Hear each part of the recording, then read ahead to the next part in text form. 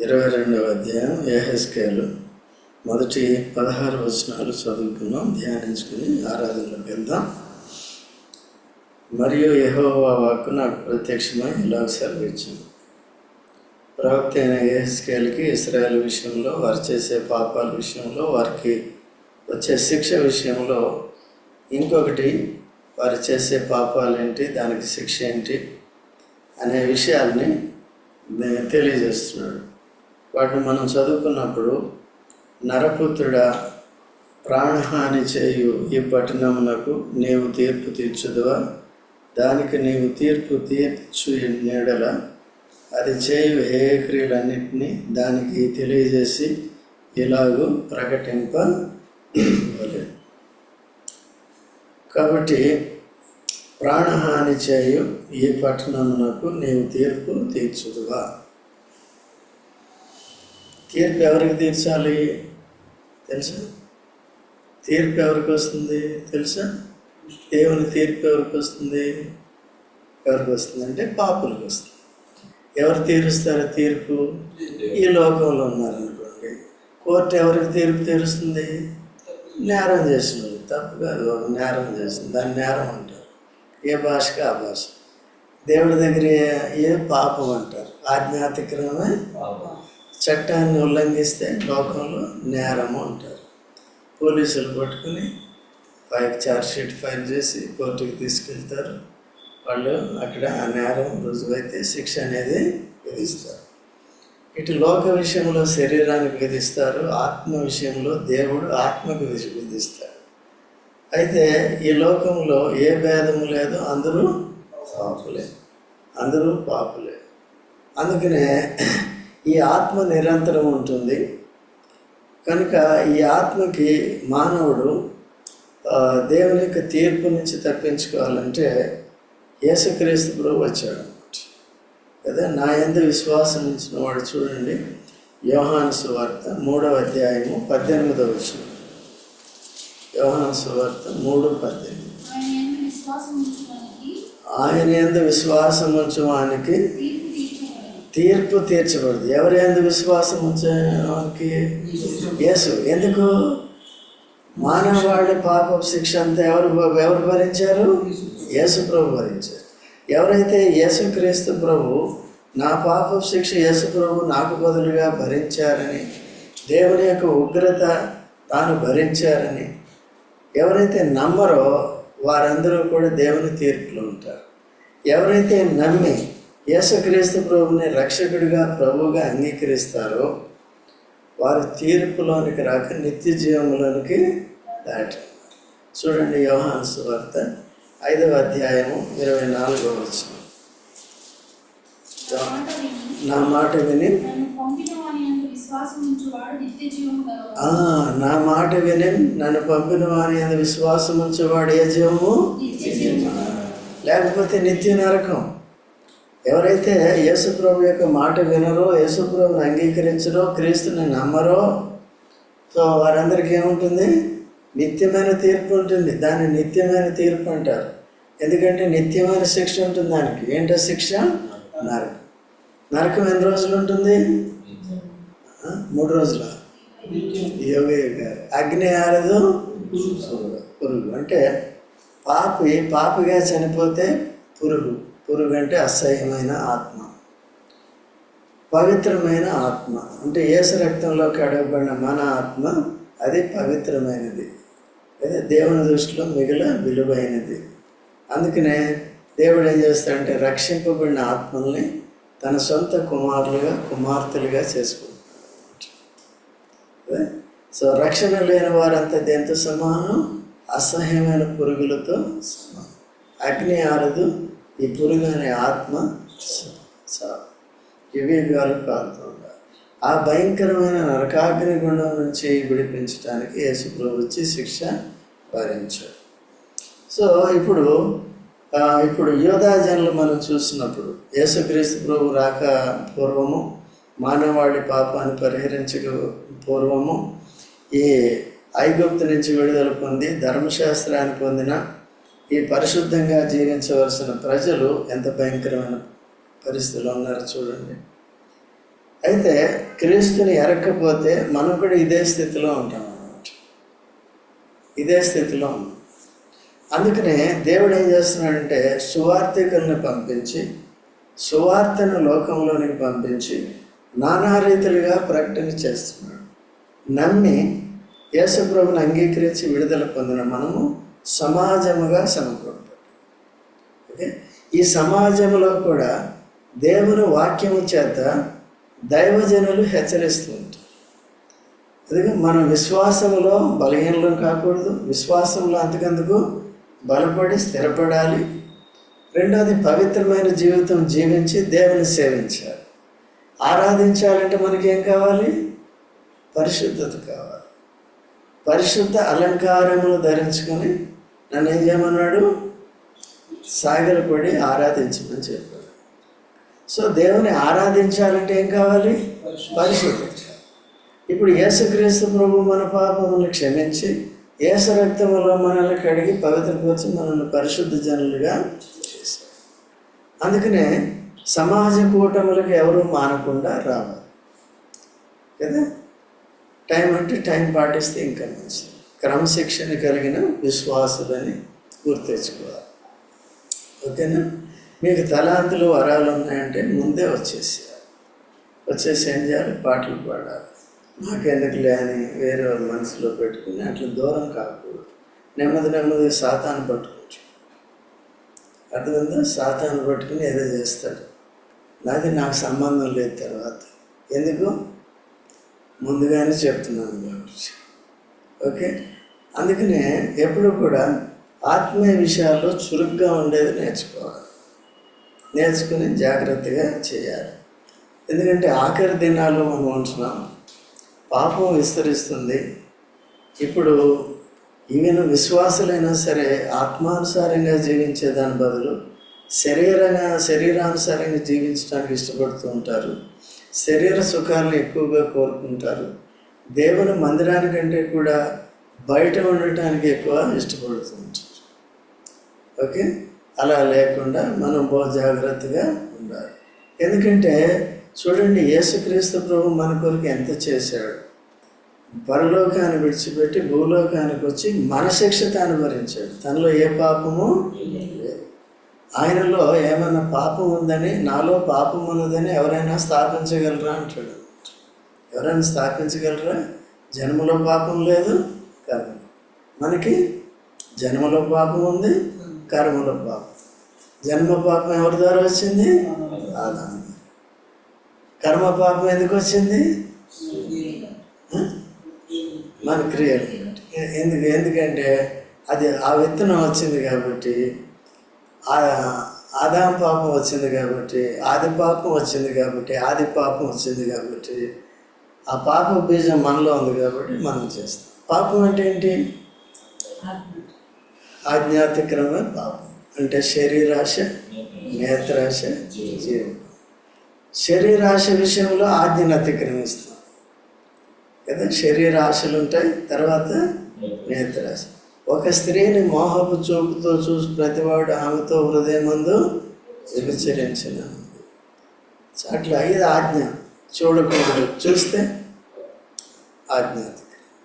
ఆజ్ఞను అతిక్రమించడానికి కారణం ఏంటి?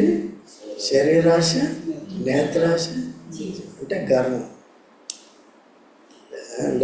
లేకపోయినా ఉన్నాయని చెప్పుకోవడం, ప్రైడ్ అంటారు కదా, అట్లా చెప్పుకోవడం. లేకపోతే నేను అందరికంటే పైగా ఉండాలి అనుకోవటం అట్లా. అందుకనే యేసుక్రీస్తు ప్రభు ఏం చెప్పాడంటే, నేను మీ యజమానుడిని, మీ ప్రభువునై మీ కాళ్ళు కడిగితే, మీకు దాసుడిగా నన్ను నేను రుజువు చేసుకుంటే మీరు కూడా యజమానులుగా ఉండకూడదు. చూడండి, మత్తయి సువార్త 20వ అధ్యాయము 28వ వచనం. మత్తయి సువార్త 20:28. త్వరగా. మనిషి కుమారుడు రాలేదు కానీ చేయుటకును వచ్చాను. ఒకవేళ మీరు అఫీషియల్గా బయట ఉద్యోగరీతిగా అధికారులు అయినప్పటికీ కూడా మందిరానికి వచ్చేటప్పటికి అధికారులుగా ప్రవర్తించవద్దు.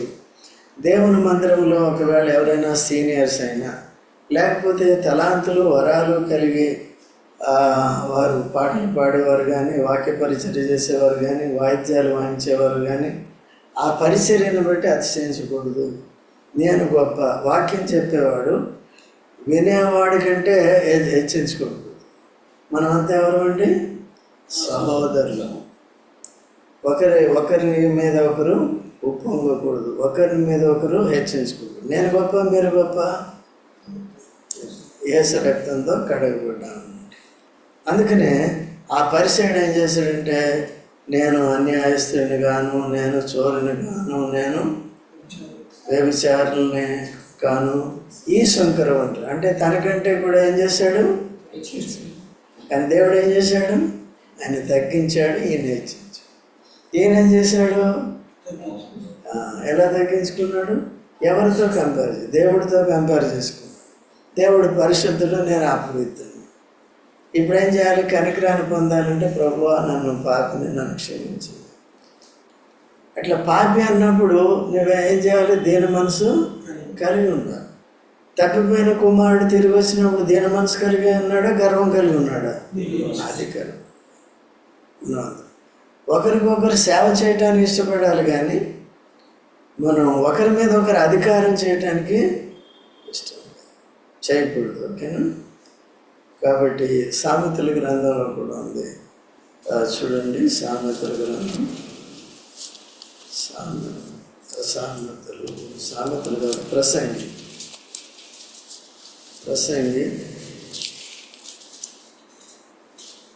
చూడండి 8:9. ప్రసంగి 8:9 చూడండి. నేను మనసిచ్చి యోచన చేయుచుండగా ఇదంతయు నాకు తెలిసాను. మరియు ఒకడు పైన అధికారి తనకు హాని తెచ్చుకున్నట్టు కాదు. ఏమొచ్చిందండి? ఒకడే.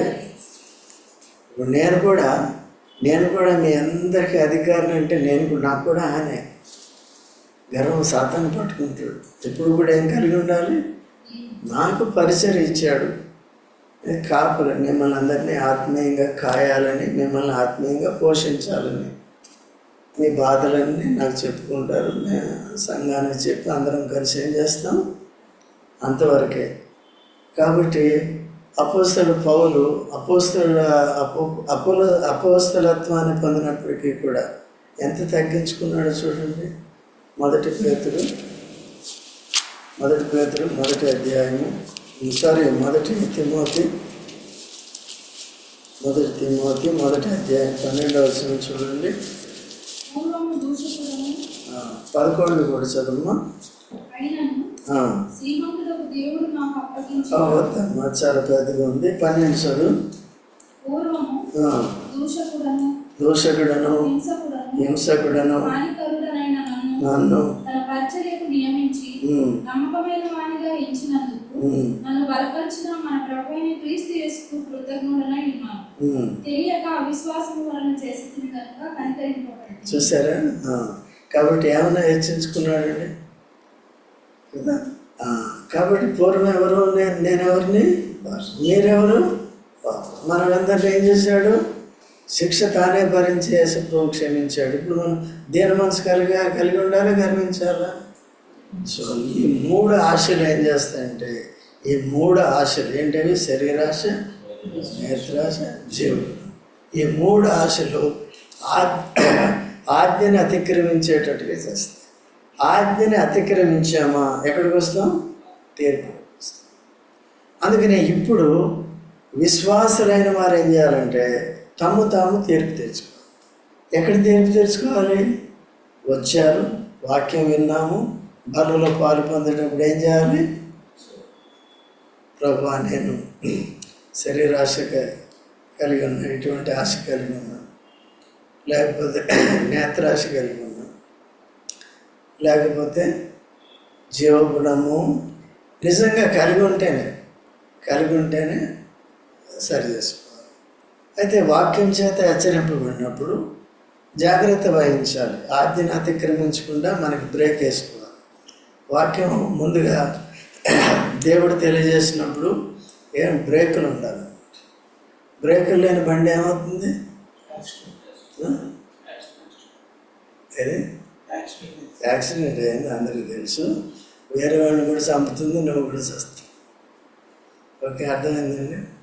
కాబట్టి అలాగే మనల్ని మనం ఎప్పుడు కూడా ఏం చేయాలి? పరీక్షించుకోవాలి. దాన్ని ఏమంటారంటే ఆశా నిగ్రహం. మనకేం బ్రేక్ పెట్టాడు?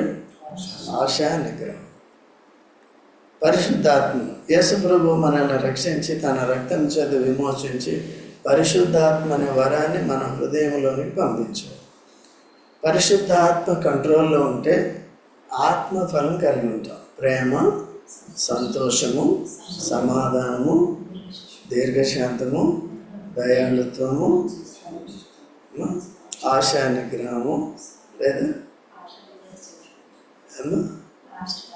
లాస్ట్కి ఆశా నిగ్రహం ఉందా లేదా? ద్వేషం వచ్చిందనుకో ఏ బ్రేక్ ఉండాలి? ప్రేమ. ప్రేమ ఏం చేస్తుంది? ద్వేషించింది. ప్రేమ ద్వేషిస్తుందా? ద్వేషాన్ని జయించాలంటే ఏ బ్రేక్ వేయాలి? ప్రేమ అనే బ్రేక్. నెక్స్ట్ ఏంటమ్మా?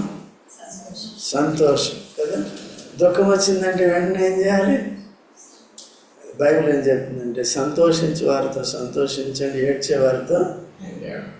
ఈ సంతోషం ఏంటంటే ప్రభునందు సంతోషించుడి, మరల చెప్పుదును ప్రభునందు ఆనందించుడి. ప్రభునందు ఆనందం ఎప్పుడు ఉండాలి అంటే శ్రమలు పొందినప్పుడు కదా. ప్రభునందు శ్రమలు ఎప్పుడు వస్తాయి? శ్రమలు ప్రభు కొరకు నిందింపబడినప్పుడు, ద్వేషింపబడినప్పుడు, దూషింపబడినప్పుడు శ్రమలు వస్తాయి. యేసు ప్రభు గురించి చెప్పడానికి సువార్తలో ఇతరుల దగ్గరికి వెళ్ళాము. వారు ఏం చేశారు? బుద్ధి లేదా, గడ్డి తింటున్నావా, ఎక్కడో మొత్తం చెప్తున్నావు, ఎక్కడ చెప్పావు, బుద్ధి లేదా, ఎవరు ఎన్ని పైసలు ఇస్తే వచ్చి చెప్తున్నావు, నానా మాటలు అంటారు. అవన్నీ నిజమేనా? వాటన్నిటిని ఏం చేయాలి? అప్పుడు ఏం చేయాలి? నేను ఇంక సువార్తకి పోనే పోను అని చాలామంది చేయరండి. ఏదో దేవుడు కనికరించి పరిచర్య ఆటంకం లేకుండా కొంతమందిని పెట్టుకుని నడిపిస్తున్నాడు. ఓకేనా? కాబట్టి ఆ విధంగా ఉండాలి. మనం కూడా అట్లా ఉండాలి. కాబట్టి ఎప్పుడు సంతోషం ఉండాలి? క్రిస్ప్ ఎప్పుడు ఉండాలి? సంతోషం ఎప్పుడు ఉండాలి? శ్రమ. ఓకేనా? ఎవరి గురించి శ్రమ పడాలి? కానీ బయట ఏదో తప్పు చేసి శిక్ష భరిస్తే అది కాదు కదా. ఎప్పుడు సరి చేసుకోవాలి. సో ఈ విధంగా ఇవన్నీ బ్రేకులు అన్నమాట. ఏవి ఆశా నిగ్రహం అనేది కూడా చాలా అవసరం. ఆశా నిగ్రహం లేకపోతే ఏమవుతుందంటే మనం తప్పులు చేసేస్తాం. అది లేకుండా జాగ్రత్తగా చూసుకోవాలి. కనుక ఇక్కడ తిరిగి మళ్ళీ మనం వచ్చినప్పుడు కనుక ఇక్కడేముందండి? నెక్స్ట్ వచనం చదవండి.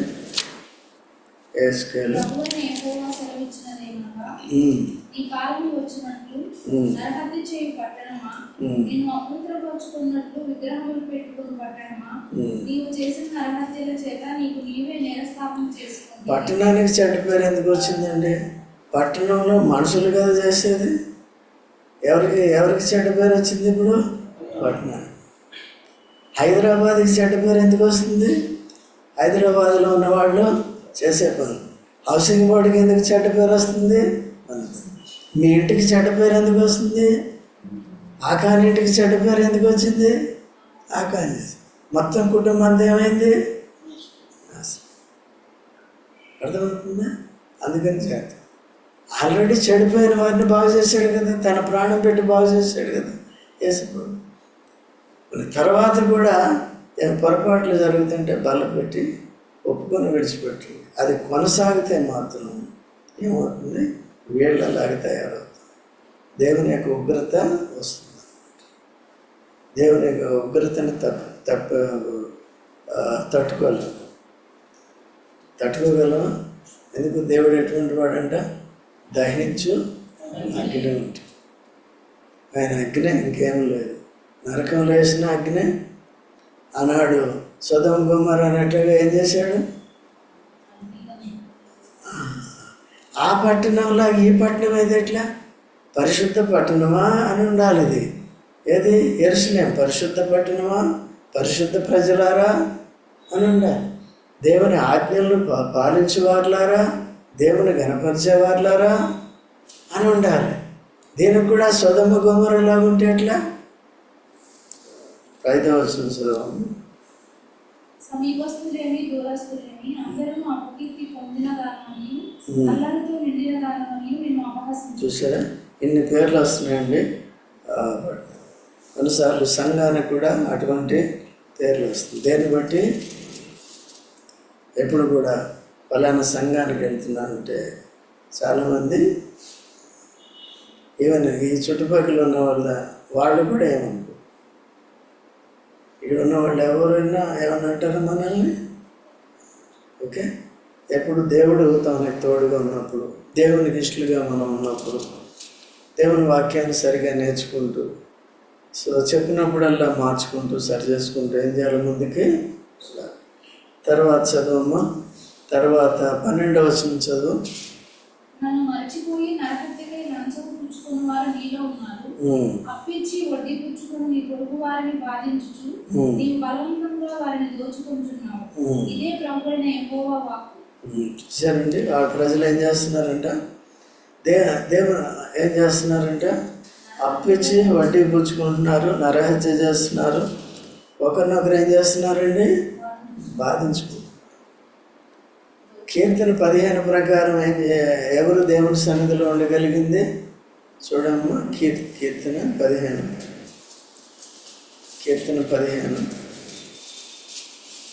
యెహోవా నీ గుడారంలో అతిథిగా ఉండదగిన వాడెవడు? ఎవరు? ఈ పరిశుద్ధ పర్వతము మీద నివసింపదగిన వాడెవడు? ఎవడు? యథార్థమైన ప్రవర్తన కలిగి నీతిని అనుసరించుచు హృదయపూర్వకంగా నిజము పలుకువాడు. 4వ వచనం. అతని దృష్టికి నీచుడు అసహ్యుడు. అతడు యెహోవా యందు భయభక్తులు గలవారిని సన్మానించును. అతడు ప్రమాణము చేయగా నష్టము కలిగిన మాట తప్పడు. తన ద్రవ్యము వడ్డీకి ఇయ్యడు. దాని ద్రవ్యానికి ఏం చేయడండి? వీళ్ళు దేవుని సన్నిధిలో కొనసాగలిగే వారంతా వీళ్ళు యథార్థవంతులుగా ఉండాలి, అప్పిచ్చేవారుగా ఉండకూడదు. దేవుని యందు భయభక్తులు కలిగి దేవుని ఆజ్ఞలను పాలించే వారిని సన్మానిస్తాడు. ఓకేనండి, ఇవన్నీ ఉంటాయి. తర్వాత వెనక్రమ్మ 14వ వచనం చదువు. నేను నీకు శిక్ష విధింపబో కాలమును ఓర్చుకొనుటకు చాలినంత ధైర్యము నీ హృదయమునకు కలదా? సహించునంత బలము నీకుండునా? యెహోవాకు నేనే మాట ఇచ్చి ఉన్నాను, దానిని నేను నెరవేర్చును.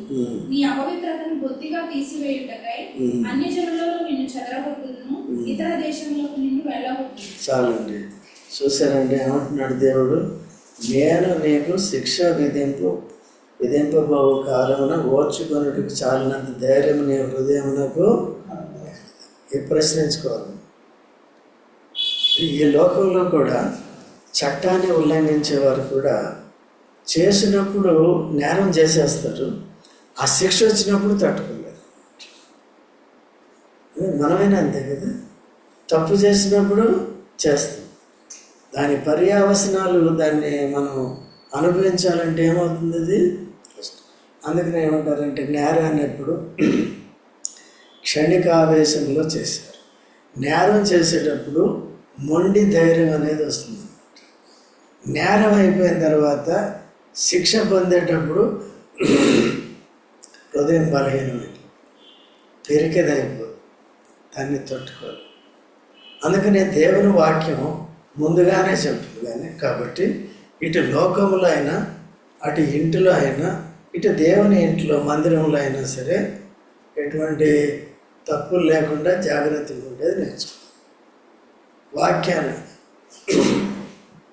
వాక్యాన్ని మనం ఏం చేయాలి? సరిగ్గా నేర్చుకుని గుర్తుపెట్టుకోవాలి. చాలా వరకు ఏం చేస్తాం? మనం వింటాం, వెళ్తాం, మర్చిపోతాం. మన దగ్గర అట్లా లేదు. ఈ నేర్చుకున్న వాక్యాన్ని మీరు ప్రతిరోజు కూడా ప్రార్థనలు చేసేటప్పుడు ప్రార్థనలు గుర్తు చేసుకోవాలి. ప్రభువా, ఈ సత్యాలు నాకు నేర్పించాను. ఈవెన్ ఇప్పుడు ఆరాధనలో కూడా అదే చేయాలి.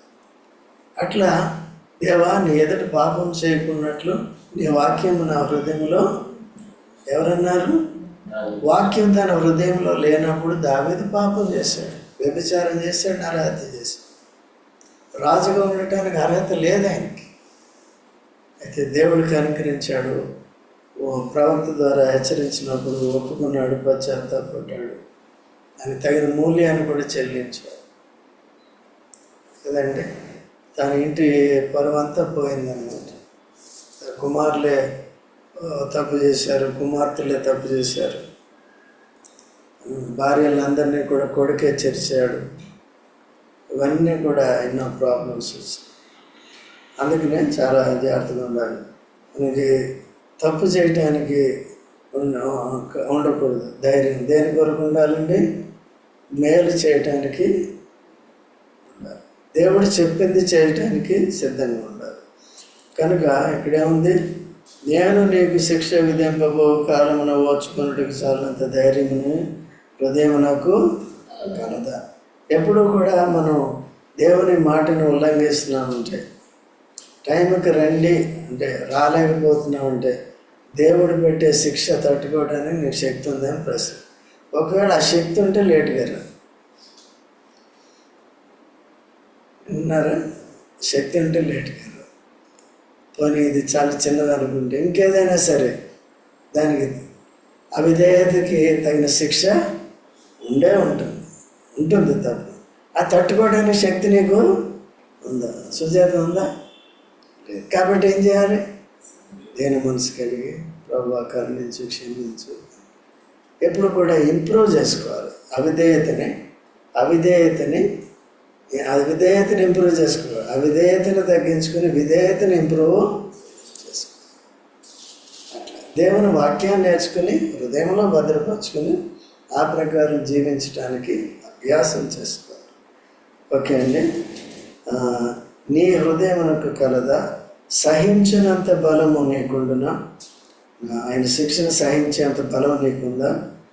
ఇది నరకంలో ఏం చేస్తారండి? నరకంలో పడిన వెంటనే ఏం చేస్తారు? నరకంలో పడిన వెంటనే క్రిస్పు ఇక్కడ ఉందాం. నరకంలో పడిన వెంటనే ఏం చేస్తారు? ఏడుపు, పండ్లు కొనుక్కుంట, రమ్ము. అయ్యో దప్పిగా అవుతుంది, ఒక్క బొట్టు నీళ్ళు కావాలి. బొట్టు దొరుకుతుందా? ఒక బొట్టు ఏడుంటే అన్ని నీళ్ళు వేస్ట్ చేశాడు కదా. అక్కడికి వెళ్తే ఒక బొట్టు కూడా ఎంతకాలం ఉండాలి అలాగా? ఎంత భయంకరమైన పరిస్థితి అదే. కాబట్టి ఆయన తట్టుకోగలమా? యెహోవా నాకు నేనే మాట ఇచ్చి ఉన్నాను. ఏమన్నారు? నేను నెరవేర్తును నీ అపవిత్రతను బొత్తిగా తీసివేయటకే. ఇప్పుడు ఏం చేస్తున్నాను? ఇంకో ఛాన్స్ ఇస్తున్నాను. లోకంలోనే నీవు పశ్చాత్తాపడినట్లుగా, నీవు దీనుడు అన్నట్లుగా నేను ఆ అగ్ని శిక్షగా దానికంటే ముందుగా ఇంకో శిక్ష విధిస్తాను. ఆ శిక్షను బట్టి నువ్వు సరిదిద్దుకుంటే ఆ భయంకరమైన శిక్ష తప్పుతుంది. అంటే నరకం తప్పుతుంది. అదేంటంటే అన్ని జనుల్లో నిన్ను వెళ్ళగొట్టింది. ఎక్కడ పంపిస్తాను నిన్ను? ఎందుకు? అన్ని జనుల ఆచారాలను అభ్యసిస్తున్నావు.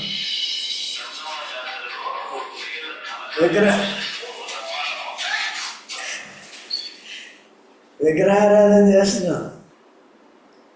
అర్థమవుతుందండి? అన్ని జనుల కంటే భయంకరమైన పాపాలు చేస్తున్నాం. కాబట్టి నేను ఎక్కడికి వెళ్ళగొడతాను? అన్ని జనులకు వెళ్తాను. మనం కూడా ఇక్కడ లేకపోతే అన్ని జనులతోనే ఫ్రెండ్స్ ఎక్కువ వాళ్ళే ఉంటారు. అంటే ఏం మాట్లాడుకుంటాం మనం? అందుకని పరిశుద్ధుల సహవాసం ఇంపార్టెంట్. జాగ్రత్తగా అన్ని జనుల్లోకి వెళ్ళగొట్టుతుంది. దేని కొరకు? అచ్చట అన్ని జనులు అన్నలా ఎదుటనే నీ అంతటి నీవే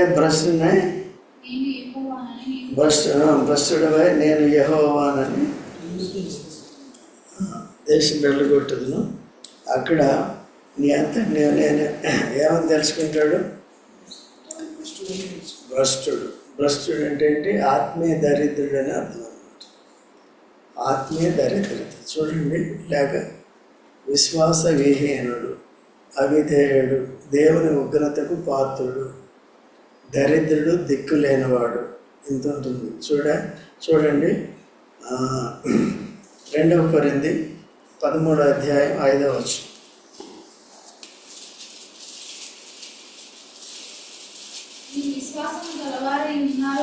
మీరు విశ్వాసం గలవారై ఉన్నారో లేదో మిమ్మల్ని మీరే శోధించి చూసుకొనుడి. కొనుడి. కాని ఎడల ఉన్నాడని ఎరగరా. యేసుక్రీస్తు ప్రభు మనలో ఉన్నాడని ఎరిగి మంచి అంటే ఆత్మీయ జీవితం జీవించేవారంతా భ్రష్టులు కాదు కదా. విశ్వాస విషయంలో బలహీనలు అయిపోయి శరీరానుసారంగా లోకానుసారంగా మారిపోతే, లేకపోతే ప్రోగ్రెస్ ఏమీ లేకపోతే అది భ్రష్టత్వం అన్నమాట. ఓకే, సో అన్ని జనుల్లోకి తొలుగుతుంది. ఎందుకంటే వాళ్ళతో సమానంగా ఉన్నాము. నీవు కూడా అలా ఉండటానికి వీలు లేదు. అందుకని పరిశుద్ధుల సహవాసాన్ని ఎక్కువ ప్రేమించాలి, నేర్చుకోవాలి. వాక్యం నీకు నాకున్న తలాంతుల్ని ఎవరి కొరకు వినియోగించాలి. సో ఆరాధనలకు వెళ్దాం.